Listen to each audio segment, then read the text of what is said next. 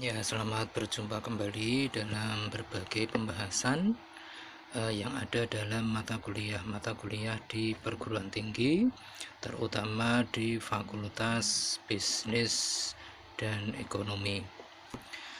Dalam kesempatan ini kita akan berbicara tentang komunikasi bisnis, atau lebih dalamnya kita akan berbicara tentang komunikasi dalam sebuah organisasi.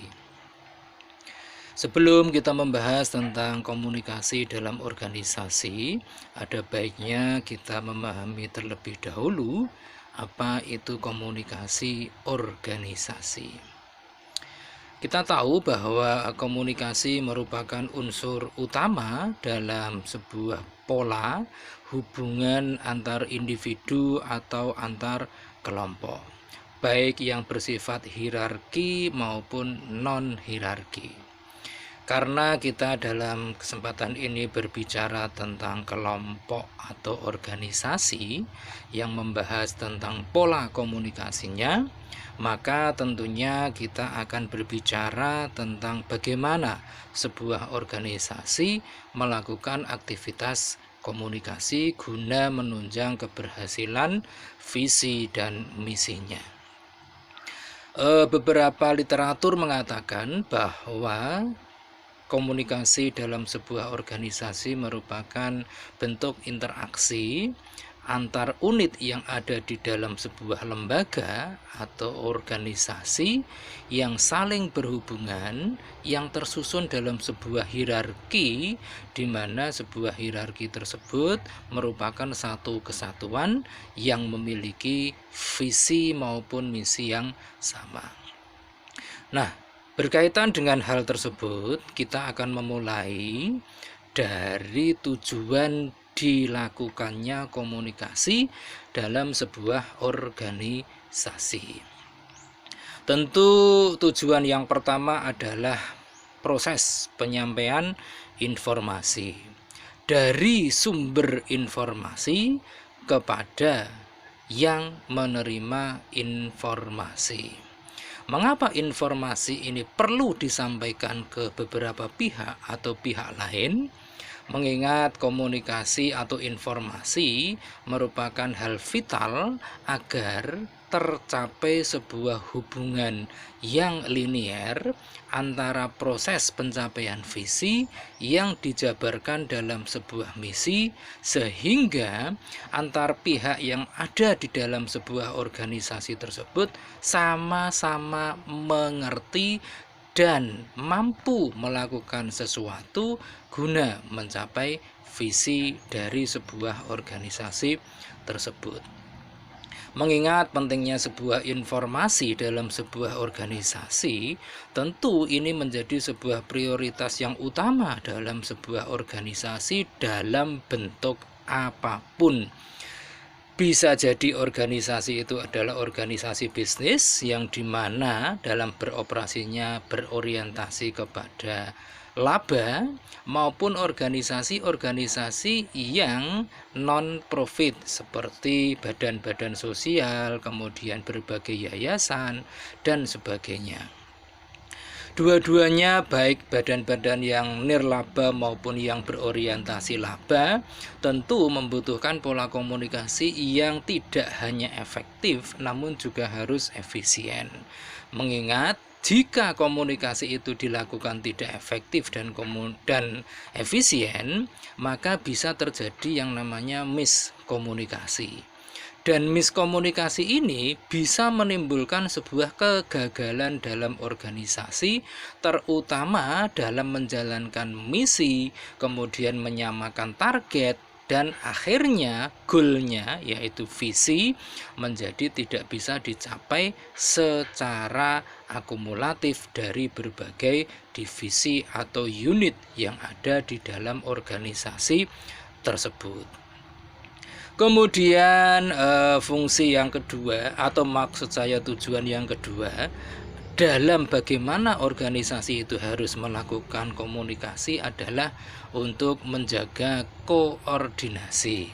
Mengingat sebuah organisasi itu merupakan gabungan dari berbagai macam atau berbagai jenis individu maupun unit yang kesemuanya harus disatukan dalam satu visi, sehingga dibutuhkan penyamaan visi, dan dalam penyampaian visi tersebut harus dilakukan secara simultan dalam melaksanakan misi sebagai sarana untuk mencapai visi yang telah ditentukan sebelumnya. Dalam hal koordinasi ini juga sangat penting sekali. Di samping tentu ada yang namanya dalam hierarki organisasi ada rantai komando dan rantai koordinasi. Dua-duanya merupakan rantai yang bersifat hierarki dan sangat penting dalam sebuah organisasi. Mengapa? Karena koordinasi ini merupakan nafas utama bagi sebuah organisasi, sehingga sebuah organisasi tersebut memiliki kesamaan derap langkah, bahwa mereka memiliki tanggung jawab yang sama, meskipun dengan cara pencapaian sesuai dengan bidang dan unit masing-masing. Nah, oleh karena itu di dalam koordinasi ini penting kiranya sebuah perusahaan, sebuah organisasi harus memiliki standar prosedur operasi, sehingga tidak terjadi tumpang tindih antara komando dan koordinasi. Oleh karenanya perusahaan besar apapun atau sebaliknya sekecil apapun, yang namanya SOP dalam bahasa yang lebih terkenal yaitu Standard Operating Procedure, harusnya tidak hanya dirumuskan namun juga dilaksanakan sesuai dengan kesepakatan bersama.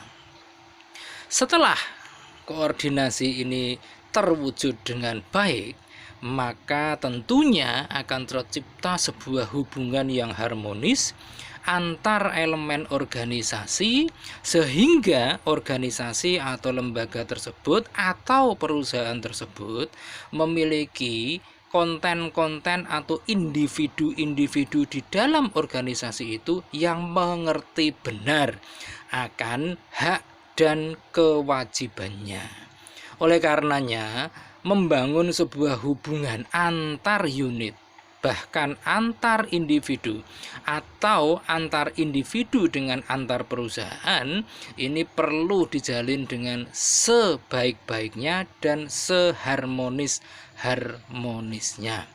Oleh karena itu tidak ada jalan lain seperti yang telah disampaikan di atas tadi, bahwa SOP itu menjadi pegangan utama dalam beroperasinya sebuah organisasi. Hubungan dalam komunikasi tentu akan membawa dampak positif jika hubungan di dalam sebuah organisasi itu baik hubungan antara bawahan dengan atasan, atau bawahan dengan bawahan, atau unit dengan unit, atau departemen dengan departemen, sehingga jika terjadi suatu kesalahan dalam berjalannya organisasi, tidak akan muncul saling menghindar tanggung jawab, dan yang lebih parah saling menyalahkan di antara mereka. Memang yang namanya organisasi tidak ada yang sempurna, namun di dalam beroperasinya tentu dalam masing-masing divisi, masing-masing unit memiliki pemimpin atau leader yang dianggap mumpuni oleh sebuah perusahaan. Namun demikian, meskipun mereka sudah memiliki pemimpin, tentu masih diperlukan sebuah yang namanya monitoring dan evaluasi antar bidang, sehingga mereka bekerja seolah-olah dalam kondisi yang selalu terawasi, namun dalam koridor tanggung jawab sesuai dengan hak dan kewajiban masing-masing unit atau individu. Nah, setelah kita berbicara tentang tujuan dari komunikasi di dalam sebuah organisasi, maka kita lanjut ke realita yang ada sebagai pengejawantahan dari berjalannya sebuah komunikasi di dalam organisasi atau perusahaan. Yang pertama, hubungan komunikasi dalam organisasi atau perusahaan tentu tercipta sebuah hubungan antar karyawan. Ini menjadi penting karena karyawan merupakan komponen utama di dalam sebuah organisasi. Jika karyawan sebuah perusahaan mengerti betul tentang hak dan kewajibannya sesuai dengan apa yang telah mereka sepakati di dalam awal penandatanganan kontrak kerja, maka kecil kemungkinan masing-masing organisasi atau individu tersebut tidak akan overlapping dalam berbagai keadaan atau amanah tugasnya masing-masing. Oleh karenanya, komunikasi antar karyawan ini menjadi sangat krusial, mengingat karyawan tidak tergantung hanya pada aspek gaji semata, tidak hanya bergantung kepada aspek pendapatan semata, pun tidak hanya tergantung kepada fasilitas kerja semata. Dalam sebuah hubungan antar karyawan begitu kompleks, banyak sekali di antara karyawan itu yang masing-masing memiliki tanda tanya yang sangat besar tentang apa yang harus dia lakukan jika terjadi sesuatu yang bermasalah dalam sebuah organisasi. Oleh karenanya, komunikasi antar karyawan ini menjadi sesuatu yang sangat vital. Oleh karenanya, peran dari seorang leader, peran dari seorang pemimpin merupakan sesuatu harga mati.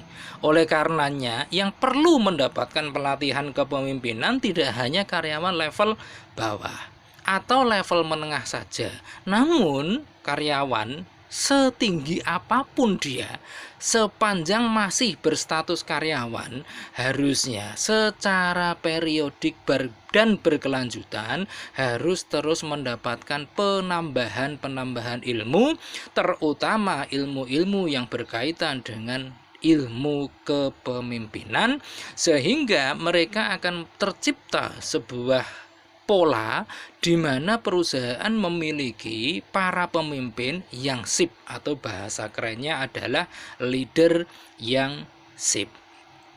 Itu adalah pola hubungan antar karyawan.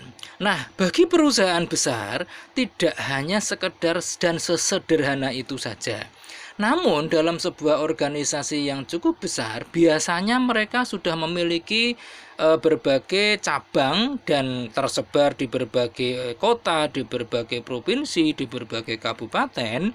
Ini tentu menjadi sesuatu yang bertambah rumit jika komunikasi antar mereka itu tidak berjalan dengan efektif dan sekaligus efisien.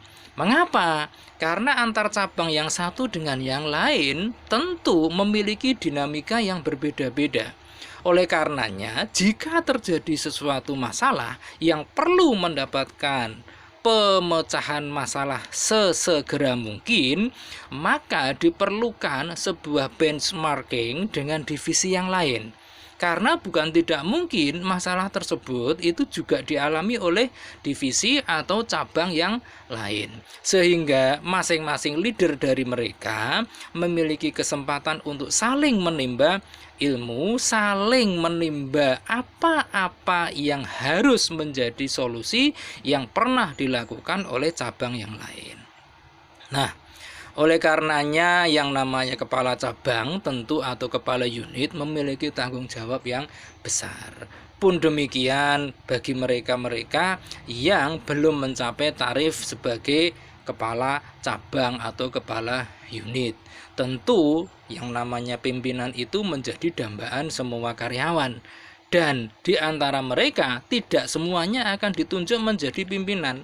Oleh karenanya diperlukan sebuah mekanisme yang pasti dan jelas tentang bagaimana kriteria untuk menjadi seorang pemimpin level bawah, menjadi seorang pemimpin level menengah, dan bagaimana kriteria untuk menjadi atau menduduki pemimpin di level atas. Nah, oleh karenanya itu, dalam sebuah kepemimpinan yang bersifat hierarkis, perlu yang namanya organisasi yang terbentuk dalam susunan yang jelas, serta disertai dengan SOP pun yang sangat jelas. Sehingga mereka yang ternyata diberikan amanah untuk menjadi seorang leader atau pemimpin memiliki gambaran yang jelas tentang apa yang harus dilakukan dan apa yang tidak harus dilakukan. Mengingat seorang pemimpin dia mengepalai tidak hanya dirinya sendiri, tetapi juga dia memimpin orang lain, di mana orang lain tersebut yang dalam tanda kutip bernama karyawan memiliki karakteristik yang berbeda-beda antara satu karyawan dengan karyawan yang lain. Kalau memiliki pendekatan yang salah antar karyawan, antar individu, justru bisa menimbulkan distorsi antar karyawan. Dan ini sangat berbahaya apabila dibiarkan terus berlarut. Nah, itulah pentingnya pimpinan yang level menengah. Kemudian yang penting juga adalah bagaimana membina sebuah pola hubungan komunikasi yang betul-betul mengikat di antara karyawan, baik mulai dari pimpinan paling atas maupun pimpinan yang tingkat bawah atau menengah. Pun demikian dengan karyawan dalam status karyawan level operator atau dalam hal level yang paling bawah.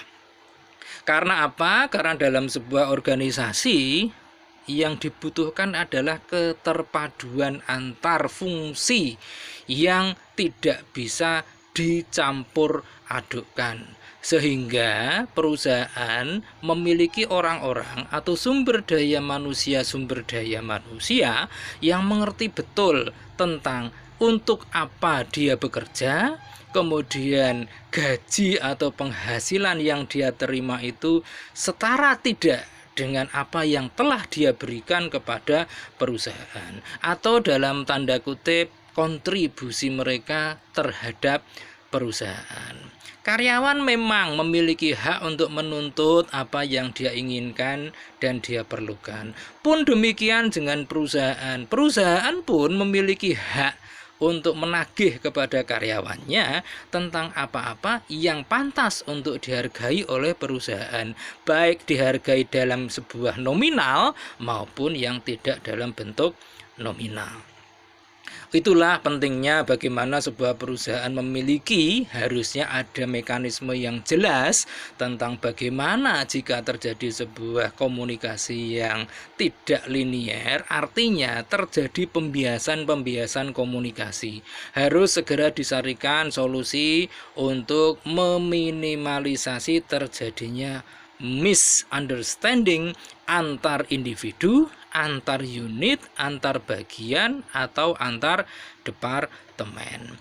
Oleh karenanya menjadi pemimpin tingkat tinggi atau top level itu tidaklah mudah, apalagi kalau semakin besar sebuah perusahaan yang dia pimpin. Oleh karenanya bagi seorang leader, jika ingin menjadi seorang leader yang sip, syarat pertamanya adalah harus pandai-pandai dalam menjalankan komunikasi. Baik itu komunikasi yang bersifat vertikal maupun komunikasi yang bersifat horizontal.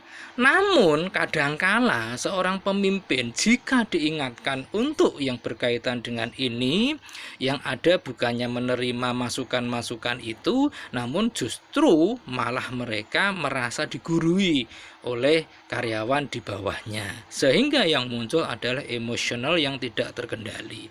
Nah, inilah yang namanya pemimpin membutuhkan kearifan, bahwa dia harus sadar bahwa sesempurna apapun dia sebagai seorang pemimpin, tentu di saat-saat tertentu, pada titik tertentu akan mendapatkan, akan melewati, akan menelurkan sebuah kebijakan yang mungkin saja itu bersifat prestasi. Saya kira itu yang bisa saya sampaikan. Kesimpulannya adalah komunikasi dalam sebuah organisasi merupakan sesuatu yang vital demi keberlangsungan sebuah perusahaan atau organisasi. Terima kasih atas perhatiannya. Jangan lupa di like, kemudian di share, dan di subscribe. Selamat bertemu kembali di lain kesempatan.